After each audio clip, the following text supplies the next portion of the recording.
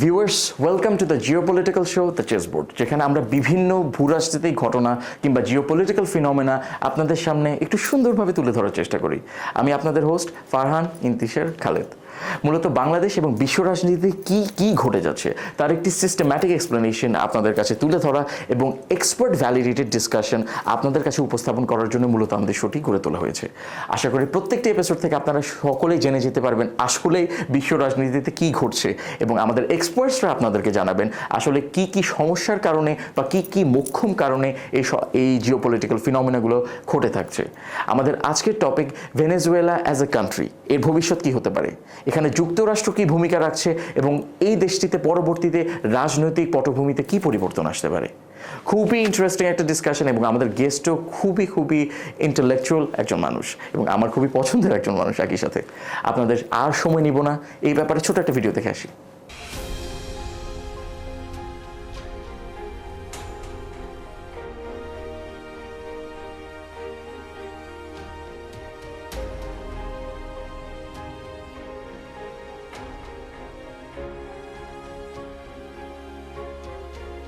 The oil companies are going to go in, they're going to spend money, we're going to take back the oil that, frankly, we should have taken back a long time ago. It is now our task to become the country with the largest oil reserves in the world, with the largest gas reserves in this hemisphere. It is now our task to become a true oil and gas producing power and not to be afraid of the energy agenda, neither with the United States nor with the rest of the countries of the world. সুপ্রিয় দর্শক, আপনাদের অসংখ্য ধন্যবাদ আমাদের সাথে থাকার জন্য। আমরা খুবই ইন্টারেস্টিং একটা এপিসোড আপনাদের সামনে এখন তুলে ধরার চেষ্টা করব। আমরা মূলত ভেনেজুয়েলাতে কি হয়েছে, কেন হয়েছে এবং ভবিষ্যতে কি হতে পারে এই ব্যাপারগুলো নিয়ে একটা ক্রিটিক্যাল ইভ্যালুয়েশন আপনাদের কাছে উপস্থাপন করব। এবং এই এপিসোডে আমার সাথে খুবই প্রিয় একজন ইন্টেলেকচুয়াল রয়েছেন, major general doctor Naeem Ashfaq Chowdhury. তিনি একজন অবসরপ্রাপ্ত সেনা কর্মকর্তা এবং একই সাথে vice chairman at the Osmani centre for peace and security studies. Sir, আপনাকে অসংখ্য ধন্যবাদ এই এপিসোডেও আমার সাথে থাকার জন্য। Thank you for having me.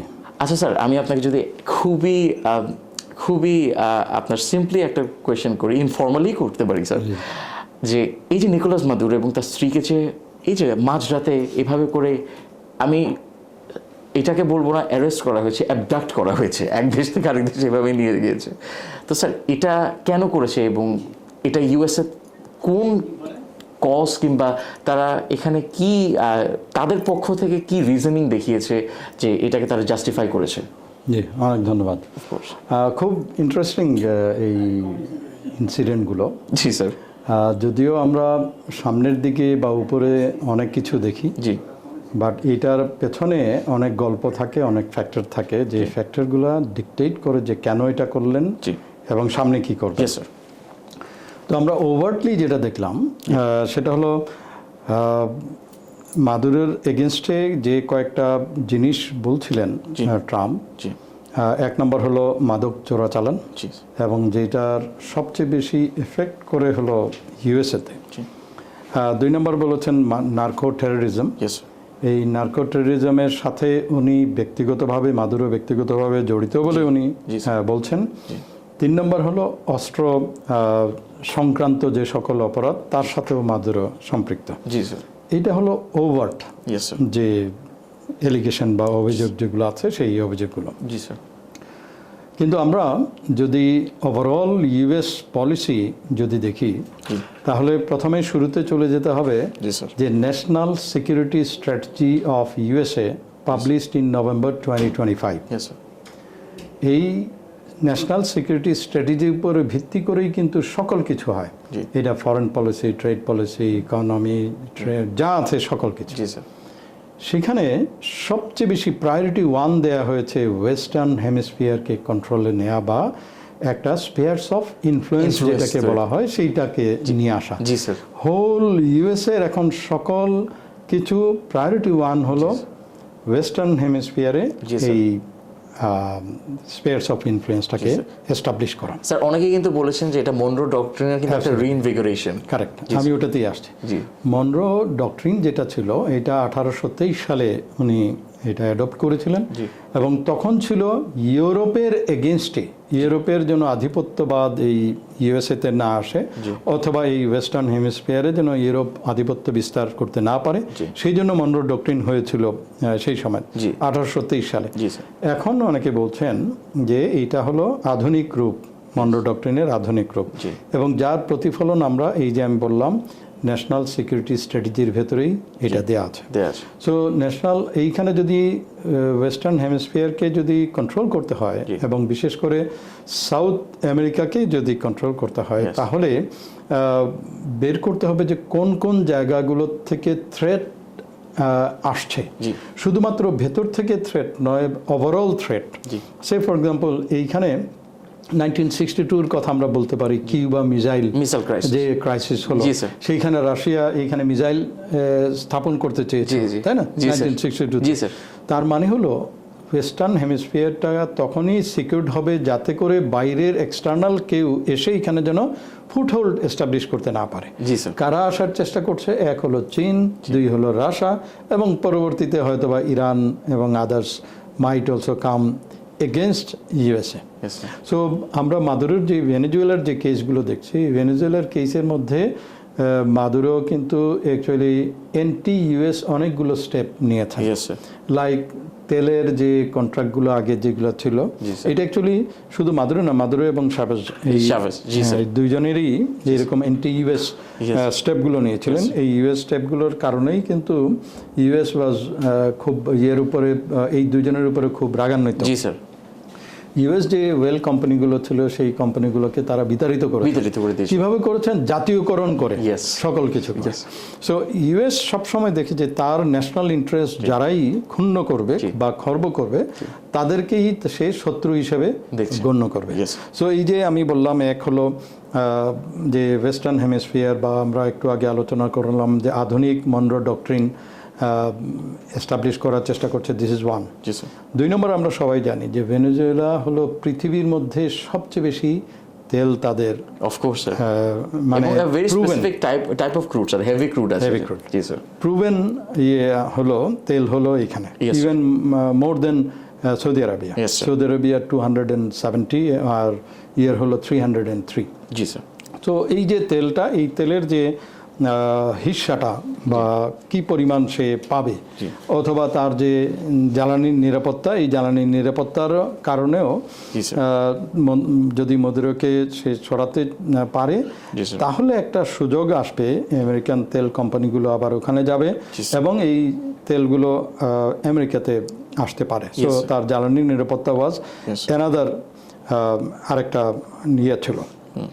3 নম্বর হলো ল্যাটিন আমেরিকাতে কিন্তু একটা বামপন্থী ব্লকের একটা উত্থান হচ্ছে, like Cuba, like Venezuela, like Bolivia, like Nicaragua.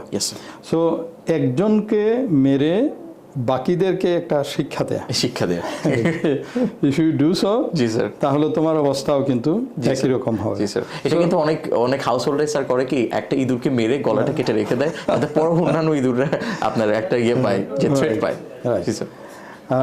Next কারণটা হলো যে Maduro himself was not a very popular, অথবা সে ছিল খুব অটোক্রেটিক একজন শাসক। দেশের ভেতরে যে অন্যায়, অত্যাচার, অবিচার যেগুলো আছে সেটা মারাত্মকভাবে এফেক্ট করেছে।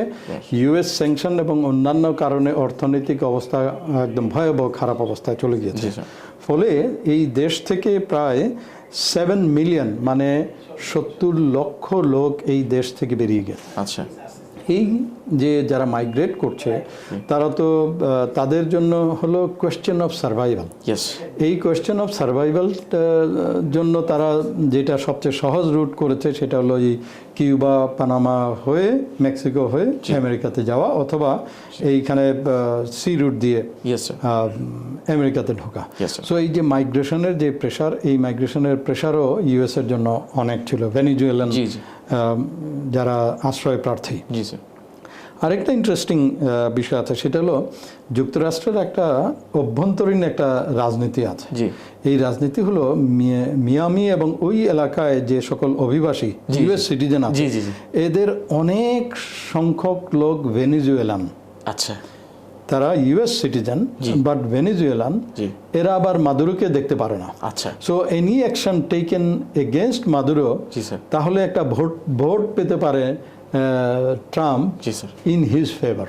ও আচ্ছা আচ্ছা। তাহলে ইন্টারনাল যে রাজনৈতিক একটা ক্যালকুলেশন আছে, জি, স্যার। এটাও একটা অনেক বিশ্লেষক বলছেন আচ্ছা। One of the reason why America মাদুরোকে তুলে নিয়ে এসছেন। আচ্ছা স্যার, নিজের পপুলারিটির আরো বাড়িয়ে পপুলার ভোটের, এটা অ্যাকচুয়ালি ভোটের একটু জি, হিসাব নিকাশ, may not be a big one, জি, স্যার। বাট কিছুটা হলেও সাহায্য করবে। আচ্ছা sir, it's very interesting sir. তো স্যার, এই যে ভেনেজুয়েলার মাটি থেকে তাদের প্রেসিডেন্টকে এভাবে অ্যারেস্ট করে নিয়ে আসা, কিন্তু অনেকেই স্যার বলছেন যে ট্রাম্প ইন্টারন্যাশনাল লকে একটা বৃদ্ধাঙ্গুলি দেখিয়েছেন। স্যার, আসলে আমাদের জেনারেল পাবলিক যারা আছে তাদেরকে যদি একটু বুঝিয়ে বলতেন যে ঠিক কি কি আপনার ইন্টারন্যাশনাল ল এর ভায়োলেশন এখানে হয়েছে। Right, thank you. Of course sir. এক নম্বর হলো যে কোনো একটা দেশের দেশ হিসাবে স্বীকৃতি হয় যখন তার ভূমির অখণ্ডতা, ইয়েস স্যার। সার্বভৌমত্ব, Yes, sir. অর্থাৎ সে তার নিজের সিদ্ধান্ত নিজেই নিতে পারবে এরকম। জি, sir. সো রাষ্ট্রের সার্বভৌমত্ব প্রদান করেছে হলো ইউএন চার্টার আর্টিকেল 2/1, জি। যেখানে বলেছে প্রতিটি রাষ্ট্রের সার্বভৌম সমতা আছে। জি। অন্য রাষ্ট্রের ভূমিতে গিয়ে তার রাষ্ট্রের প্রধানকে যদি করা হয়, অ্যাবডাকশন করা হয় জি, জি। বা আটক করা হয়, সেটা সার্বভৌমত্ব লঙ্ঘনের শামিল। Of course sir. সেটা ভূমির অখণ্ডতা, টেরিটোরিয়াল ইন্টিগ্রিটি যেটা বলি, এইটাও ভঙ্গ করার শামিল। আচ্ছা স্যার। আবার আন্তর্জাতিক ব্যবস্থার যে মূল নীতি, জি। অর্থাৎ রুল বেসড যে ওয়ার্ল্ড অর্ডার, জি স্যার। এইটারও ভঙ্গের শামিল। Yes, sir. তাহলে ব্রেক হলো UN charter article 2/1, number 1। Number 2, UN charter article 2/7 আবার বলেছে যে একটা দেশ অন্য দেশের অভ্যন্তরীণ কোনো বিষয়ে হস্তক্ষেপ করতে পারবে না। আচ্ছা। কিন্তু এইখানে আমরা কি দেখলাম সেটা হলো মাদুরো স্বৈরশাসক, মাদুরো এইটা, মাদুরো সেটা, জি, সেই অস্ত্র ব্যবসায়ী, এগুলো করে জি। তাকে আমরা তুলে নিয়ে আসলাম। এইটা তার যে শাসন ব্যবস্থা, এই শাসন ব্যবস্থায় সরাসরি হস্তক্ষেপের শামিল। জি স্যার। এবং যে রাজনৈতিক পলিটিক্যাল যে সভরেন্টি, এটাও কিন্তু লঙ্ঘিত হয়েছে। যখন আমি পলিটিক্যাল আমি মাদুরোকে চাই না, আমি অমুককে চাই, এই ধরনের কথা যখন বলা হবে, তখন পলিটিক্যাল যে সভরেন্টি যেটা আছে বা ইন্ডিপেন্ডেন্স যেটা আছে, এটারও লঙ্ঘনের শামিল। জি। অথবা শাসন পরিবর্তনের, আমরা ইয়েকে চাই না, মাদুরোকে চাই না, আমরা আরেকজনকে চাই, এটাও কিন্তু ইউএন চার্টার যেটা আছে আর্টিকেল 2/7, সেটার লঙ্ঘন হয়েছে। জি স্যার। নাম্বার 3 হলো এটা আন্তর্জাতিক আইন অনুযায়ী যে কোনো দেশের রাষ্ট্রপ্রধান, সরকার প্রধান এবং পররাষ্ট্র মন্ত্রী, জি। এই তিনজনের, মানে এটাকে বলা হয় হেড অফ স্টেট ইমিউনিটি। আচ্ছা আচ্ছা। এই ইমিউনিটি আছে যে এদেরকে অন্য কোনো দেশে নিয়ে জি। গ্রেপ্তার করা যাবে না, জি। আটক করা যাবে না, বিচারও করা যাবে না। জি স্যার। তাহলে আমি এই যে আন্তর্জাতিক আইন, এই আন্তর্জাতিক আইনও লঙ্ঘন করলাম। জি স্যার। যদিও এটার কিছু আছে, মানে এক্সেপশনস আছে, ব্যতিক্রম আছে। লাইক কোনো রাষ্ট্রপ্রধান, সরকার প্রধান যদি গণহত্যা করেন, জি স্যার। মানবতা বিরোধী অপরাধ করেন, জি স্যার। যুদ্ধ অপরাধ করেন, জি স্যার। অথবা নির্যাতন করেন, জি স্যার। তাহলে কিন্তু আবার তার বিচার করা যাবে। কিন্তু এটা কে করবে? অন্য রাষ্ট্র না, ওই রাষ্ট্র। এটা করবে আইসিসি অথবা ওই রাষ্ট্র। আচ্ছা। তো আইসিসির এই এখতিয়ার আছে, জি স্যার। এইরকম যদি কোনো কিছু হয় এবং তার কাছে যদি বিচার যায়, জি স্যার। তখন ওই ব্যক্তিকে তুলে এনে বিচার করার আচ্ছা স্যার। এখতিয়ার, জি স্যার। কিন্তু অন্য দেশের নাই। জি, নাইস। তাহলে আমি তৃতীয় আইন ভঙ্গন বা লঙ্ঘন হলো বলে বললাম। চতুর্থ হলো বল প্রয়োগ নিষিদ্ধকরণ, prohibition of the use of force. জি স্যার। এইটা আছে কোথায়? এটা আছে ইউএন চার্টার আর্টিকেল 2/4। জি স্যার। এই অনুযায়ী কোনো রাষ্ট্র অন্য রাষ্ট্রের বিরুদ্ধে বল প্রয়োগ করতে পারবে না, এবং যদি বল প্রয়োগ করে সেটাকে আগ্রাসন অথবা আন্তর্জাতিক অপরাধ অথবা যুদ্ধের সমতুল্য শত্রুতামূলক কাজ হিসাবে গণ্য হবে। আচ্ছা। তাহলে এই যে কাজটা হলো, এইটাকেও কিন্তু একটা আন্তর্জাতিক আইন বা ইউএন আর্টিকেল 2/4-কে আমি লঙ্ঘন করলাম, এইভাবে কেউ ইন্টারপ্রেট করতে পারে। জি স্যার। আন্তর্জাতিক অপরাধ আদালত, যেটাকে আমরা আইসিসি বলি, জি স্যার। এর যে নীতি আছে, এই নীতির সাথে সাংঘর্ষিক। আচ্ছা, যদিও ইউএসএ আইসিসির সদস্য নয়, জি। কিন্তু যে রুল বেসড ওয়ার্ল্ড অর্ডার আছে সেইখানে সবাই তো এর স্বাক্ষর করেছে। জি স্যার। সো আমি যারা স্বাক্ষর করেছে তাদের থেকে একজনকে তুলে নিয়ে আসলাম। Breaking the law, international law, এটাও একটা সাংঘর্ষিক একটা কাজ হয়েছে বলে আমার মনে হয় আর কি। আচ্ছা স্যার। তাহলে কি হলো? আরেকটা হলো যে Vienna convention. Yes sir. Vienna convention on diplomatic relations যেটা আছে, সেখানেও রাষ্ট্রপ্রধানের বিরুদ্ধে বিদেশি রাষ্ট্রের ইউনিল্যাটারাল কোয়ার্সিভ অ্যাকশন, জি। কূটনৈতিক যে সম্পর্ক আছে তার নীতি বিরোধী। Yes. সো তাহলে আমি 6টা আইন লঙ্ঘন হয়েছে জি, স্যার। বলে কেউ ইন্টারপ্রেট করতে পারে। জি sir, very informative sir, thank you so much. এবং আমি আসলে আপনি যখন ডিসক্রাইব করছিলেন আমি তখন আইরনিটা চিন্তা করে দেখছিলাম। ইউএসএ কিন্তু রুলস বেসড ওয়ার্ল্ড অর্ডার এটার সবচেয়ে বড় প্রপোনেন্ট, অথচ এখানে কিন্তু এই রিসেন্টলি সবচেয়ে বড় ভায়োলেশনটা আমরা এখান থেকেও দেখতে পাচ্ছি। তো রাশিয়া এবং ইউক্রেনের হিসাবটা আলাদা, বাট তারা তো কখনো রুলস বেসড ওয়ার্ল্ড অর্ডার নিয়ে এতটা মাথা ঘামায়নি। তো আমার তৃতীয় প্রশ্নটা হচ্ছে গিয়ে ওয়ার্ল্ডের যে অন্যান্য লিডার্সরা রয়েছেন, যে অন্যান্য কান্ট্রিজরা রয়েছেন, আমরা জিওপলিটিক্যাল এরিনা থেকে এখন একটু এক্সাম্পলস নিব। ভেনেজুয়েলার যারা বন্ধু রাষ্ট্র ছিল যেমন ইরান, রাশিয়া এবং চীন, তারা কিন্তু অনেক ব্লেটেন্টলি ব্যক্ত করেছেন, যে এটা ভার্বেটাম বলছি না, বাট কোর মেসেজটা এটাই ছিল যে ফ্লেগ্রেন্ট ভায়োলেশন অফ ভেনেজুয়েলাস টেরিটোরিয়াল ইন্টেগ্রিটি, যেটা আপনি বলেছেন, যে টেরিটোরিয়াল ইন্টেগ্রিটি যেটা ইউএন চার্টারের 2/1 ছিল। তো সেক্ষেত্রে আমরা এই যে 3টি দেশের কথা বললাম, এই 3টি দেশ কিন্তু যথেষ্ট শক্ত একটা অবস্থান থেকে তারা কন্ডেমনেশন জানিয়েছে। ইউরোপ কিন্তু ইমিডিয়েট নেইবার আমাদের ইউএসএর, কিন্তু ইউরোপ থেকে কিন্তু খুবই সফট আমরা একটা কম্পারেটিভলি সফট কন্ডেমনেশন পেয়েছি। এমনকি গ্রিনল্যান্ডের ক্ষেত্রে তারা যতটা চড়াও হয়েছে সে অনুযায়ী কিন্তু ভেনেজুয়েলার প্রতি তারা তেমন, আমি ইন্টারেস্ট বলবো না, অ্যাটলিস্ট তারা অতটা পোটেন্টভাবে কন্ডেমনেশন জানায়নি। তো এই ক্ষেত্রে এমনটা ইম্পর্টেন্স কেন ইউরোপের ক্ষেত্রে আমরা দেখতে পাই যে তারা হয়তো তেমন কিছু করতে পারে না, যেহেতু ইউএসের সাথে তাদের সম্পর্কটা এত ভালো তা সত্ত্বেও? এটার প্রথম কারণ হলো নেটো ফ্যাক্টর বলবো। আচ্ছা। সো নেটোর একটু আগে বলছিলাম যে নেটোর 70% জি আসে ইউএসএ থেকে। জি স্যার। এবং নেটোর যে অবজেক্টিভটা প্রাইমারিলি হলো to protect Europe G sir from Russia and G sir. China. G sir. So এমন কোনো কাজ ইউরোপিয়ান অথবা স্পেশালি নেটোভুক্ত সদস্যবৃন্দ তারা করবেন না যেটাতে ইউএসএ রাগান্বিত হয়, মনক্ষুণ্ণ হয়, অথবা তাদের স্বার্থবিরোধী কোনো স্টেটমেন্ট হয়। জি স্যার। কিন্তু আবার এট দ্য সেম টাইম নেটোভুক্ত বা ইউরোপভুক্ত যে সকল দেশের সরকার প্রধান, রাষ্ট্রপ্রধান আছে তাদেরকে আবার ভোটের চিন্তাও করতে হয়। জি স্যার। সো ভোটের চিন্তা করার কারণে তারা যে কাজগুলো করে তারা কূটনৈতিকভাবে এইটার প্রোটেস্টগুলো করে। আচ্ছা। ইনস্টিড অফ ওপেন ফোরামে কথা বলা, অথবা পররাষ্ট্র মন্ত্রণালয়ের একজন মুখপাত্র বললেন যেটা চীন করছে বা রাশিয়া করছে, এরকম না করে এরাও করছে, কিন্তু কূটনৈতিকভাবে এই মেসেজগুলো যায়। আচ্ছা।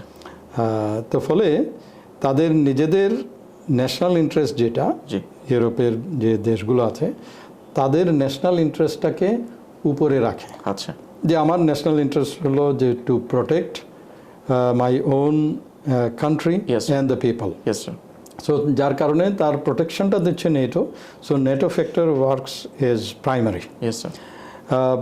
2 নম্বর হলো যে চীন, রাশিয়া এবং ইরান যেরকম ইউএস বিরোধী কাজগুলো করে, এরা তো সেরকম ইউএস বিরোধী ব্লক নয় না স্যার। সো ওরা যেভাবে যে ভাষায় কথা বলবে সেই ভাষায় we also should not expect যে তারা এটা করবে।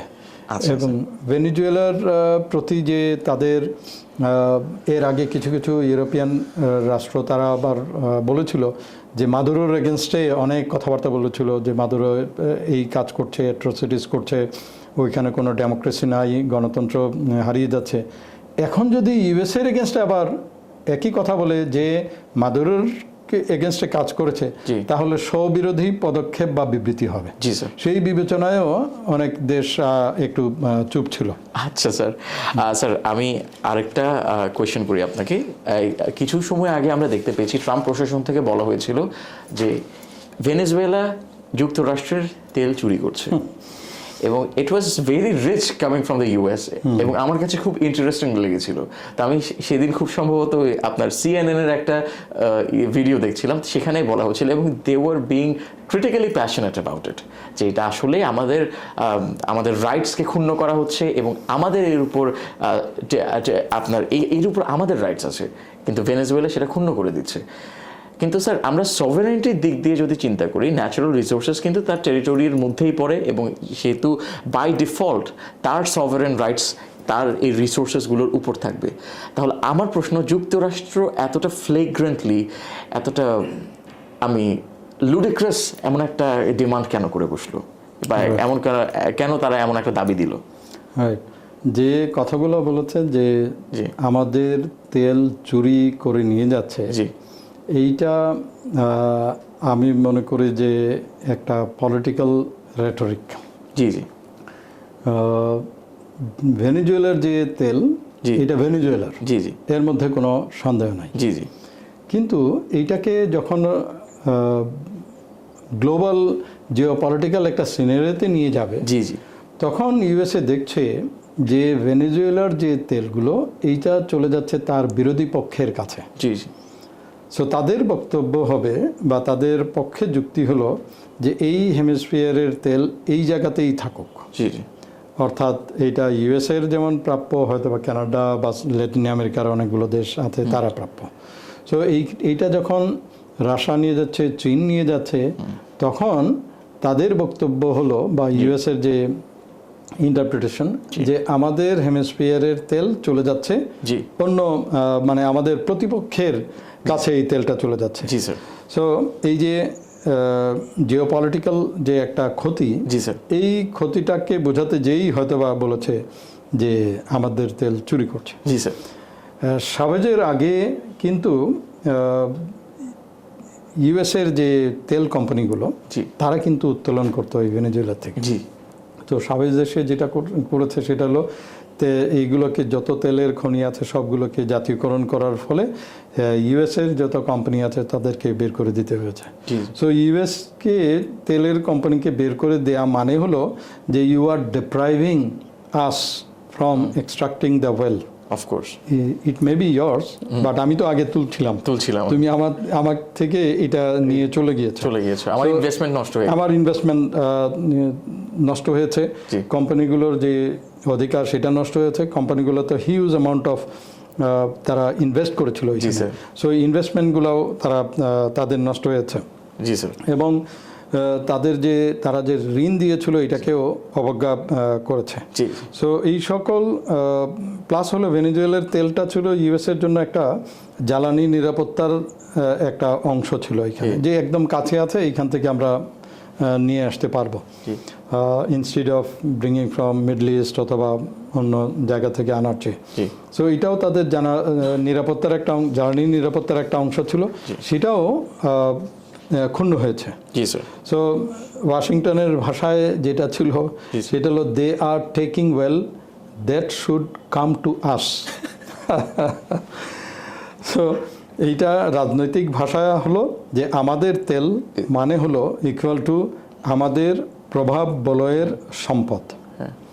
সো এটা যেহেতু একটু আগেই বললাম যে মনরো ডক্ট্রিনের আধুনিক রূপ এখন চলছে, সো সেই অনুযায়ী এই ওয়েস্টার্ন হেমিস্ফিয়ারে বাইরের কোনো প্রভাব, বাইরের কোনো শক্তি এসে এইখানে এস্টাবলিশ করবে এবং ইউএসএর স্বার্থ ক্ষুণ্ণকারী কোনো কাজ করবে, এটা ইউএসএ হতে দিবে না। এবং যার কারণে এই কথাগুলো তারা বলছে দিস ইজ আওয়ার ওয়েল। আচ্ছা স্যার। স্যার সেক্ষেত্রে তো আমরা দেখতেই পাচ্ছি যে ন্যাশনাল সিকিউরিটি স্ট্র্যাটেজি নতুন করে তারা যেটা পেশ করেছে, ওখান থেকে বোঝাই যাচ্ছে পরবর্তীতে ভেনেজুয়েলায় যেই আসুক না কেন, হয়তো ইউএসএ চাবে তাদের যে মর্জি রয়েছে, তাদের যে ইন্টেনশনস অ্যান্ড অবজেক্টিভ রয়েছে সেগুলোকে ফুলফিল করুক। এবং আমরা অ্যানা কারিনা মাচাদো, তার যে ট্রাম্প সম্পর্কে তার যে ফ্যাসিনেশন এবং ট্রাম্পের সাথে তার আমি কি বলবো স্যার, এটা সিকোফেন্সিও বলা চলে যে তার নিজের নোবেল পুরস্কার এইভাবে দিয়ে দিচ্ছে। It is something to question. তো স্যার, ভেনেজুয়েলার তেল বাজার করা এবং সংরক্ষণের দায়িত্ব কিন্তু যুক্তরাষ্ট্র নিজে নিয়েছে বলে তারা নিজেরাই ব্যক্ত করেছে, এবং অলরেডি এই আপনার এই যে তারা যে তেলটা বিক্রি করতে পারছে অধিকাংশ ইউএসএ নিজেই কিনেছে, সেখান থেকে প্রায় $500 মিলিয়ন মতো একটা রিজার্ভ চলে এসেছে, এবং এটা একটা কাতারি ব্যাংক অ্যাকাউন্টে কিন্তু আপনার রিজার্ভটা রাখা হচ্ছে। আমি পলিটিকোতে স্যার পড়েছিলাম, সেখানে তার বিভিন্ন অ্যানালিস্ট এবং এক্সপার্টসরা বলছেন আমরা এখনও জানি না টাকাটা কোথায় যাবে, টাকাটা আদৌ তাদের কাছে যাবে না। এটা মার্কো রুবিও, যে আপনার সেক্রেটারি অফ স্টেট, তার হচ্ছে এখতিয়ার আছে খরচ করার। হাউএভার এটা কোথায় যাবে, কোন খাতে যাবে, কখন যাবে, ইদার ইলেক্টেড গভর্নমেন্ট আসার আগে যাবে না পরে যাবে, কোনো এই সম্পর্কে কিছুই বলা হয়নি। আমার প্রশ্ন হচ্ছে স্যার, ডেলসি রড্রিগেজ যিনি ভাইস প্রেসিডেন্ট ছিলেন, এখন হচ্ছে আপনার ইন্টারিমভাবে তিনি প্রেসিডেন্সিয়াল পজিশনটা ধরে রেখেছেন, তিনি তো এখন ক্ষমতায় আছেন স্যার। তাহলে ইউএসএ কেন এই যে তেলের বাজারজাত এবং ব্যবসার দায়িত্বটা নিজের ঘাড়ে তুলে নিল? যদি আন্তর্জাতিক আইন বলি, আন্তর্জাতিক আইনে যে কোনো দেশের প্রাকৃতিক সম্পদ, তেল, গ্যাস, খনিজ, এর উপরে সম্পূর্ণ সার্বভৌম অধিকার থাকে ওই দেশের। জি স্যার। সুতরাং এইটা যদি ইউএসএ যেটা বলছে যে এইগুলা সব আমাদের তেল, আমরাই এইটার কাজ করব এবং এই যে অর্থ আসবে সেটা ভেনেজুয়েলার উপরেই, ভেনেজুয়েলাতেই খরচ করা হবে তাদের ডেভেলপমেন্টের জন্য। এইটা রুল বেসড ওয়ার্ল্ড অর্ডারে অথবা রুল বেসড ওয়ার্ল্ডের কোনো নীতির সাথেই সম্পৃক্ত হতে পারে না, বা not in consonance with those rules and laws. Of course. যেটা যুক্তরাষ্ট্র যেটা মনে করে যে মাদুরো সরকার বৈধ না, আর রড্রিগেজ যিনি এসছেন ইনি কিন্তু মাদুরোরই একটা প্রতিফলন বা প্রতিছায়া আমরা বলতে পারি। সো ফলে মাদুরোর যে ইয়ে আছে, ইনফ্লুয়েন্স আছে এখনও তার এই গভর্নমেন্টের উপরে, স্পেশালি আর্মির উপরে, আর্ম ফোর্সেসের এবং অ্যাডমিনিস্ট্রেশনের উপরে, এইটার থেকে এখনো সরে যায়নি। সো এইটার কারণে যদি তাদেরকেই দেওয়া হয় টাকাটা, তাহলে আবার মাদুরোর কাছেই চলে গেল বা মাদুরোর শিবিরেই গেল এই অর্থটা, সেই কারণেই হয়তোবা এই টাকাগুলো অন্য জায়গাতে নিয়ে রাখা হচ্ছে। প্লাস হলো আলটিমেটলি যেটা হবে, তেল ছাড়া খুব বেশি একটা সম্পদ, তেল বিক্রি ছাড়া তাদের আর্নিং এর খুব বেশি নাই ভেনেজুয়েলার। সো এই যে মানুষ যারা আছে, মানুষগুলোকে বাঁচিয়ে রাখতে হবে, এবং মানুষগুলোর যে মাইগ্রেশনের যে একটা এক ধরনের টেন্ডেন্সি যেটা আছে, এই টেন্ডেন্সিটা বন্ধ করতে হবে। কিভাবে বন্ধ করবে? যদি তারা নিজ দেশেই ভালোভাবে থাকতে পারে, অর্থনৈতিকভাবে সচ্ছল হতে পারে, কেউই কিন্তু নিজের বাড়ি ছেড়ে অন্য জায়গায় যেতে চায় না। সো হয়তোবা ইউএসএ এমন একটা পর্যায়ে নিয়ে যেতে চায় যাতে করে এই যে মাইগ্রেশনের যে ফ্লো বা টেন্ডেন্সি যেটা আছে, এইটাকে বন্ধ করার জন্যই এই কাজগুলো করছে। বাট আন্তর্জাতিক আইন অনুযায়ী যদি আমরা দেখি, ওই লেন্সে যদি দেখি, সেটা কখনোই বৈধ বলে কেউ হয়তোবা বলবে না। না স্যার। স্যার, আমরা এটাই দেখতে পাচ্ছি এখন ইউএসএ যে ড্যামেজ কন্ট্রোল করার চেষ্টা করছে, অথচ তাদের যে স্যাংশনস ইম্পোজ ছিল ভেনেজুয়েলার উপর, সেই স্যাংশন ইম্পোজিশনের কারণে কিন্তু 2021 সাল নাগাদ প্রায় 1 মিলিয়নের কাছাকাছি আপনার অনেক মানুষের মৃত্যু ঘটেছে, যার মধ্যে 2017 স্যার ছিল 40,000-এর মতো, এবং এই ইম্যাসিয়েশন, ফ্যামিন, এগুলো থেকে কিন্তু স্যার মৃত্যুটা ঘটেছিল। তো স্যার, আমি যদি আপনাকে এখন পরবর্তীতে জিজ্ঞেস করি যে এই যে ভেনেজুয়েলাতে এখন যে এত টুমলচুয়াস একটা সিচুয়েশন আগাচ্ছে, এবং আমরা দেখতে পাচ্ছি যে এখানে অবভিয়াস ইউএস একটা প্রেজেন্স থাকতেই পারে, তো এমন যদি পরবর্তীতে কেউ আপনার ক্ষমতায় আসে, আপনার কি মনে হয় ইউএস ব্যাকড কেউ আসতে পারে, নাকি in the best case scenario, idealistically বলছি, হয়তো ডেমোক্রেটিকলি ইলেক্টেড কেউ আসতে পারে? আমি এটাতে 3টা পসিবিলিটির কথা বলবো। জি স্যার। 1 নম্বর পসিবিলিটি হলো যে বর্তমানে যে শাভেজ এবং মাদুরো যে রেজিম যেটা আছে, এই রেজিমের একটা পরিবর্তিত রূপ, যদিও তাদের ইনফ্লুয়েন্স থাকবে, বাট তারা হয়তোবা একটা আন্ডারস্ট্যান্ডিংয়ে যাবে ইউএস এর সাথে, যেটাতে রাশিয়া এবং চীনকে তারা অ্যাক্সেস দিবে, বাট একটা লিমিটেড পর্যায় পর্যন্ত দিবে। অফকোর্স এইটা একটা সম্ভাবনা রয়েছে, মানে ওয়ান অফ দ্য অপশন বলছি। 2 নম্বর অপশন হলো একদম অ্যাবসলিউটলি ইউএস এর ঘনিষ্ঠ একটা সরকার আসবে, হয়তো বা পসিবল, আমি নো বলছি না, বাট এই সরকারের বৈধতা অথবা টিকে থাকা internally will be very very difficult. আচ্ছা, মানে ইন্টারনাল অপোজিশন আসছে, ইন্টারনাল অপোজিশন যেটা আসতে থাকবে সেটাকে ধরে রেখে জি। টিকে থাকা ভেরি টাফ। আচ্ছা সো গেল 2 নম্বর। জি 3 নম্বরে হলো বিকজ অফ ওই যে আমি একটু আগে বললাম যে আর্মি মানে আর্ম ফোর্সেস এবং অ্যাডমিনিস্ট্রেশন কিন্তু এখন আর শাবেজ এবং মাদুরোর শিবিরের, জি স্যার। মাদুরোর শিবিরের, তো এই জন্য ভেরি ডিফিকাল্ট। জি স্যার। প্লাস তাদেরও যারা নেতাকর্মী আছে স্যার। তারাও কিন্তু ভেরি স্ট্রং। জি স্যার। 3 নম্বর একটা আকস্মিক একটা অভ্যুত্থান বাংলাদেশে যেরকম হয়েছে জি স্যার। 24-এর জুলাইয়ের যে জি স্যার। জুলাই 24-এর যে অভ্যুত্থান, সেরকম একটা আকস্মিক একটা জিনিস হলেও হতে পারে। বললেও হতে পারে। আবার এটার মধ্যে যে আর্ম ফোর্সেসের মধ্যে একটা বিভাজনও আসতে পারে। জি স্যার। বিভাজন এসে কোনো একটা কু বা কোনো একটা জিনিস আসতে পারে, জি স্যার। তখন একটা নতুন রূপে একটা গভর্নমেন্ট আসতে পারে। আচ্ছা sir. So we can actually dream or imagine 3 of these situation. G sir. তবে সবচেয়ে ভালো আরেকটা পদ্ধতি আসতে পারে, সেটা হলো যদি ডেমোক্রেটিক্যালি একটা মধ্যপন্থার যদি কোনো সরকার আসে, জি। এটা ভেনেজুয়েলার জন্য সবচেয়ে ভালো হবে, অফকোর্স স্যার। প্রোভাইডেড যদি অল স্টেক হোল্ডার্স যদি রাজি হয়। জি স্যার। কারণ এইখানে শুধুমাত্র ইন্টারনাল স্টেক হোল্ডার্স এখন জড়িত নয়, না স্যার। এক্সটার্নাল স্টেক হোল্ডার্স যারা আছে, স্পেশালি ইউএস, জি স্যার। তার সাথে তো আবার চীন এবং রাশিয়াও জি স্যার। জড়িত হয়ে গিয়েছে। জি স্যার। তো ফলে সব স্টেক হোল্ডার্সেরও কিন্তু মানতে হবে অফকোর্স। এইটা, তখনই সবচেয়ে ভালো হবে জনগণের জন্য। জি স্যার। বাট সকল স্টেক হোল্ডারের একটা উইন উইন সিচুয়েশন হবে কিনা, জি sir. That will dictate whether this government can come or not. জি স্যার। স্যার শুধু আশা করছি যেন ওই যে স্ক্র্যাম্বল ফর আফ্রিকার যে একটা কনসেপ্ট ছিল, এমন স্ক্র্যাম্বল ফর ভেনেজুয়েলা এমন যেন কিছু না হয় যে প্রত্যেকটা ফ্যাকশন আলাদা আলাদা কিছু আপনার ইনসার্জেন্স হতে পারে অথবা অন্যান্য গভর্নমেন্টাল অ্যাক্টার্স হতে পারে, তাদেরকে হয়তো সাপোর্ট করে যাচ্ছে। স্যার আমি এখন আপনাকে শেষ একটা কোয়েশ্চেন করবো। আমি এটা আমার কাছে খুবই ইন্টারেস্টিং লেগেছিল। Canadian prime minister Mike Carney তিনি বলেছিলেন ডাভোসে যখন ওয়ার্ল্ড ইকোনমিক ফোরামের যে তাদের সামিটটা হলো, সেখানে তিনি বলছেন যে we are heading towards a decay and the rules-based international order does not apply equally to all. তিনি ইন্ডিকেট করছিলেন যে যারা গ্লোবাল পাওয়ার্স আছেন, গ্লোবাল পাওয়ার্সদের হয়তো তারা বলে থাকেন যে দে support a rules-based international order. However, in reality, it does not apply equally to them. এবং খুব সুন্দর একটা কথা বলেছেন যে মিডল পাওয়ার্সদেরকে বলে যে we are not at the table, we are on the menu. তো খুবই পোটেন্ট একটা উনি ওনার ডিসকাশনের মধ্যে উনি কথাটা বললেন। তো স্যার আপনি কি এটার সাথে একমত যে it does not apply equally to all এবং আমরা আসলে কোনো ডিকের দিকে আগাচ্ছি? Right. Canadian prime minister Mark Carney জি যে ডাভোসে যে বক্তৃতা দিয়েছেন, জি স্যার, আমার কাছে মনে হয় যে সামনের দিনগুলোতে এই বক্তৃতাটাই কিন্তু রিসার্চের একটা অংশ হবে।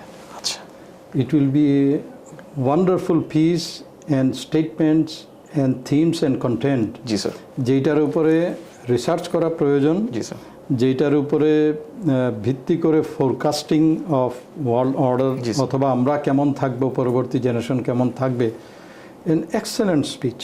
স্যার এইটা আমি মনে করি যে yes, he said the right thing. যে কাজটা হয়, আমরা মিলিটারিতে এক ধরনের একটা জিনিস বলি মাঝে মধ্যে, আচ্ছা, যারা যুদ্ধ পরিকল্পনা করে অথবা যুদ্ধ চায় তারা যুদ্ধে যায় না, আচ্ছা, আর যারা যুদ্ধে যায় তারা যুদ্ধ চায় না। তো এখানে এখনকার যে ওয়ার্ল্ড অর্ডার যারা আছে, এইখানে যারা শক্তিশালী এরাই নিয়ম তৈরি করে, আর অ্যাপ্লিকেশনটা হয় যারা দুর্বল তাদের উপরে। আবার এই যে দুর্বলের উপরেও যে অ্যাপ্লিকেশন হবে, এটাও আবার সমভাবে হয় না। আবার আমি যাকে চাবো তার উপরে, তার সাথে আমার রিলেশন কি, তার উপরে ভিত্তি করে আমি এটা প্রযোজ্য হবে কি হবে না তা নির্ধারণ করি। আবার একজনের উপরে পানিশমেন্ট, সে পানিশমেন্ট খাওয়ার যোগ্য, শাস্তিযোগ্য অপরাধ হয়েছে, তাকে শাস্তি দিতে হবে আন্তর্জাতিকভাবে। সেই দেশের উপরে আরেকজনের একটা ক্ষমতা, ভেটো পাওয়ার দিয়ে সে বলল ন, সে যতই অপরাধ করুক তাকে শাস্তি দেয়া যাবে না। অফকোর্স এই যে একটা রুল বেসড ওয়ার্ল্ড অর্ডারের মধ্যে এই যে একটা ক্ষয় শুরু হয়েছে, এইটার কথাগুলো বিশেষ করে গ্লোবাল সাউথ থেকে অনেকবার বলা হচ্ছে, অনেক developing country, even developed country যারা ভিক্টিমাইজড তারাও এই কথাগুলো বলছেন, যেটা মার্ক কার্নি একদম স্পষ্টভাবে বলছেন। তা আমি যদি একই রকমভাবে আরেকটা প্রশ্ন করি, আপনি এতদিন করলেন না কেন? আপনিও তো এতদিন একই রকম ভাবে, মানে কানাডার কথা বলছি, I am not meaning that individual. Yes sir. কানাডাও তো পার্ট অফ দ্যাট শক্তিশালী যে গ্রুপ ছিল, জি স্যার, তাদের অংশ ছিল। জি স্যার। সো আপনারা এতদিন এই কথাগুলো কেন বললেন না, যে যারা শক্তিশালী তারাই আইন করে এবং এই আইনগুলো শক্তিশালীর উপরে কখনো প্রয়োগ করা হয় না, এইটা হয় যারা দুর্বল তাদের উপরে। আবার দুর্বলের উপরে যে অ্যাপ্লিকেশন যেটা হয়, এইটাও সমভাবে সবার ক্ষেত্রে প্রযোজ্য হয় না। এই যে কথাগুলো যদি সবার তরফ থেকে, যারা শক্তিশালী তাদের তরফ থেকেও যদি আসতো, তাহলে যে রুল বেসড ওয়ার্ল্ড অর্ডার যেটা আছে, সেই ওয়ার্ল্ড অর্ডারটা আরও সুন্দর, আরও প্রসপারাস, আরও শান্তিপূর্ণ হতো। জি sir. Sir brilliant research sir, কারণ আমরা জাস্টিন ট্রুডোর প্রিমিয়ারশিপে কিন্তু এমন কিছুই দেখতে পাইনি। তিনি কিন্তু ট্রাম্পের সাথে যথেষ্ট আপনার অ্যাক্লিমেট করে গিয়েছেন, এবং টু বি অনেস্ট স্যার, হি লাভ সিকোফেন্সি। তো দেখা গেছে যে ট্রুডো কিন্তু তার সাথে সেভাবেই মানিয়ে চলছিলেন। Sir thank you so much, মানে এতটা ইনসাইটফুল একটা ডিসকাশন আমাকে দেওয়ার জন্য। We love having you here at the show, এবং আশা করছি পরবর্তী আরও এমন কিছু ইন্ট্রিকেট ডিসকাশনের জন্য আপনি আমাদেরকে জয়েন করবেন। Thank you so much for having me. Thank you sir. তো সুপ্রিয় দর্শক, অসাধারণ একটা এপিসোড আপনাদেরকে উপহার দিলাম। কেমন লাগছে অবশ্যই জানাবেন। আমাদের ফেসবুক এবং ইউটিউব পেজে যাবেন, এবং আমাদের যে ভিডিওগুলো আছে, স্পেশালি আজকের এপিসোড, সেখানে আপনারা কমেন্ট করে জানাবেন ঠিক আপনাদের কেমন লেগেছে, এবং পরবর্তীতে আর কি কি ইনসাইটস আপনারা দেখতে চান, হয়তো নতুন কোনো গেস্ট থেকে অথবা আমাদের এসআর থেকে। আপনাদের অসংখ্য ধন্যবাদ, সাথেই থাকবেন।